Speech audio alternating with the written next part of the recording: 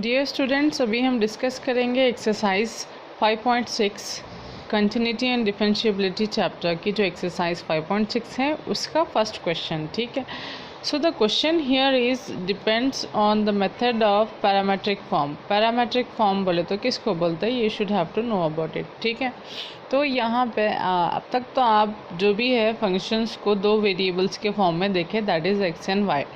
अब यहाँ पे with x and y you are going to get the new variables also.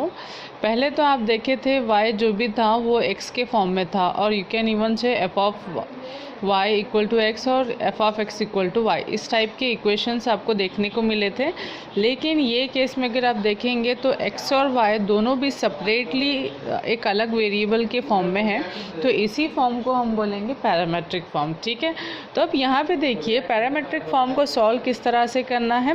Very easy method, बहुत easy है, और ये एक्सरसाइज तो छोटी भी है और इजी भी है, इजी टू अंडरस्टैंड भी हो जाती। लेकिन इसके लिए सिर्फ आपको डिफरेंशिएशन के थोड़े बहुत फॉर्मूलेस मालूम रहना चाहिए। अगर ये एक्सरसाइज तक अगर आप पहुंच रहे हो तो इसका मतलब है कि आपको पूरे फॉर्मूलेस आते हैं। ठीक है, चलो अब अभी जो है ना हम ये फर्स्ट वाला क्वेश्चन करेंगे। हाँ, तो यहाँ पे देखो जो ये x है इसको हम इस तरह से लिख लेंगे, x इक्वल टू 2a² जो भी है उसको दोबारा से सॉल्यूशन में लिख लो। और क्वेश्चन में पूछा गया है to find the value of dy/dx। Question में dy/dx की वैल्यू फाइंड करने के लिए बोला गया है। तो ये वीडियो में मैं आपको 4 क्वेश्चंस का आंसर और एक्सप्लेनेशन दूंगी, और नेक्स्ट जो भी क्वेश्चंस रहेंगे वो नेक्स्ट वीडियो में रहेंगे। तो आपको वीडियोस का नोटिफिकेशन मिलने के लिए आप चैनल को सब्सक्राइब करके रखिए। अगर आप ऑलरेडी सब्सक्राइब करे हुए हैं देन इट्स वेरी गुड, तो टाइम टू टाइम आपको जो भी है वीडियो का लिंक आपको मिलते रहेगा। तो अभी आ जाओ ये वाले क्वेश्चन की तरफ। ये क्वेश्चन में तो आपको फाइंड करना है dy/dx की वैल्यू। तो जो भी आपको गिवन वैल्यूज रहते हैं आप दोबारा से उसको सॉल्यूशन में नोट कर लेंगे। एंड यहाँ पे जो वेरिएबल है, अब यहाँ पे ये केस में वेरिएबल t है, दोनों के पास t है, तो इसीलिए मैं यहाँ पे सेंटेंस लिखूंगी differentiate with respect to time और t। Here t stand for time usually, so differentiate with respect to t I have written here, और x का differentiation with respect to t dx/dt हो जाता, and 2a keep as it is, t² का differentiation हो जाता 2t। जिस तरह से x² का differentiation 2x होता उसी वे से t² का differentiation 2t हो जाता। so 2 2s are 4, you are going to get 4at। ठीक है, then in the same way y का differentiation with respect to t is dy/dt, and t raised to 4, t raised to 4 you can take that as x raised to 4, और x raised to 4 का differentiation 4x³ होता है ना, तो उसी वे से t raised to 4 का differentiation हो जाता 4t³।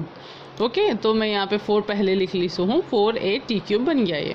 नाउ अब आपको पूछा गया था dy/dx की वैल्यू, तो dy/dx को आप इस तरह से रीअरेंज कर सकते हैं। कैसे? dy/dx can be written as dy/dt whole divided by dx/dt। अगर आप देखेंगे dt कैंसिल होकर dy/dx ही मिलता है ना रिवर्स वे में, लेकिन आपको ये फॉर्मूले ये जो भी है टर्म्स dy/dt को dx/dt से डिवाइड करेंगे तो आपको dy/dx का आंसर मिल जाएगा। It is very easy to understand और very easy to solve also, right. तो आप ये जो वैल्यू है इसकी dy/dt की उसकी वैल्यू डाल लो, दैन dx/dt की वैल्यू 480 डाल लो, सेम टर्म्स को कैंसिल कर लो, एंड t यहाँ से एक और यहाँ से एक कैंसिल हो गया तो t² बच जाता, and this is your answer for the first question. ठीक है, now come to the second question. Second question में भी आपको वैल्यूज़ जो भी हैं दोबारा से आप सोल्यूशन में कॉपी कर लेंगे, एंड यहाँ पे वेरिएबल थीटा है जिसकी वजह से मैं यहाँ पे लिखी हूँ differentiate with respect to theta. ठीक है, तो x का differentiation with respect to theta हो जाता dx/dt, एंड y का हो जाता dy/dt। अब आ जाओ यहाँ पे a keep as it is, cos theta का डिफरेंशिएशन हो जाता माइनस साइन थीटा, तो माइनस में पहले लिख ली हूँ फिर a लिखी हूँ, देन cos का डिफरेंशिएशन तो हो गया sin theta. In the same way y का डिफरेंशिएशन dy/dt हो जा रहा है, एंड b तो कांस्टेंट है, keep as it is, cos का differentiation again you are going to get minus b sin theta, right. तो माइनस b sin थीटा वहाँ पे भी मिल गया, तो आप इन दोनों की वैल्यूज़ अगर इसमें डालेंगे, so as I said the formula you have to write dy/dx can be written as dy/dt divided by dx/dt। इन दोनों के वैल्यूज़ आप सब्सटीट्यूट कर लो, फिर कैंसिल होने वाले टर्म्स को कैंसिल कर दो, माइनस और माइनस भी कैंसिल हो जाता, then you are going to get the answer as b/a। तो ये आपका आंसर रहेगा। ठीक है, अगर आपको इन बिटवीन कुछ भी डाउट रहा तो आप कमेंट के थ्रू पूछ सकते हो। ओके, आ जाओ, नेक्स्ट क्वेश्चन रहेगा यहाँ पे question number 3.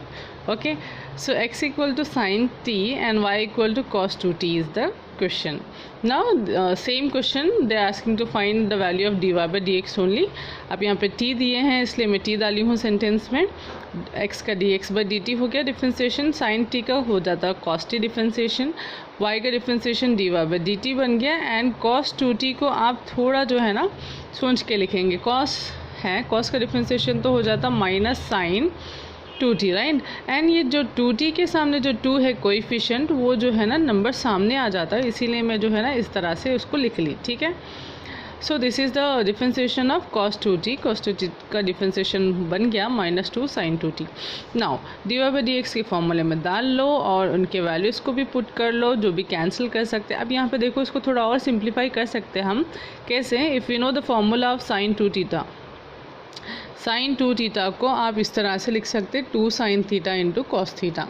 This is the formula. Theta के बदले में टी है यहाँ पे. ठीक है, साइन 2t को आप 2 sin t into cos T लिख सकते हैं, तो उस वे में लिख लो, और कॉस टी जो भी सेम टर्म्स है उनको कैंसिल कर लो. सो जो रिमेनिंग आंसर रहेगा that will be -2 to the 4 sin t. So this is the answer for third question. Okay, now come to the question number 4 here.